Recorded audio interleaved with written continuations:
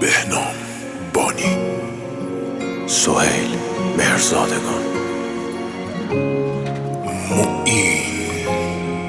وسط این خیابونا دور از تو من جون و تنم، اخماتو بکن من اومدم، میدونم خوب نبودنم، روح منو بود.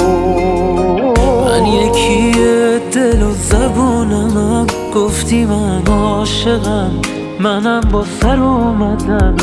واسه بهترین ها رو میخوام، چون واسه اولین بار فهمیدمت. اومدم که پیلتو کنی پروانشی، اومدم که دست و دست تو دل دریا بری. به رویای بوسیدنت، به عشق تو چشمامو خواب میکنم. اگه 100 دفعه باز به دنیا بیام، میدونم تو رو انتخاب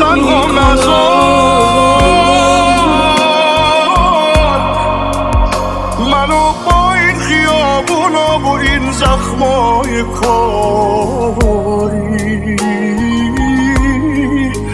تنها نذار. یکم گوش بده حرفامو، مگه تو دل نداری؟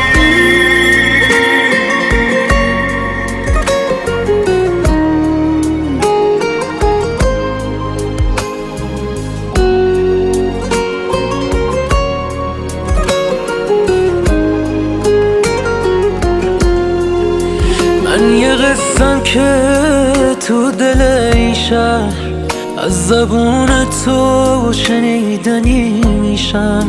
سر تا پا احساس، من دلم دریاست، تو دلم واسه پر این گریه کن. همین که دلم با تو کافیه، نمیخوام بدونم دلت با کیه. من آلودم اما نجاتم نده، که آلوده بودن به تو پاکیه.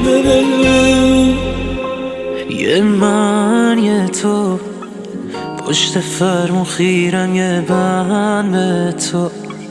تو همه حرف زنی و چطور، چی از این دنیا میخوای بچه خود؟ واسه بهترین ها رو میخوام، چون واسه اولین بار فهمیدمت.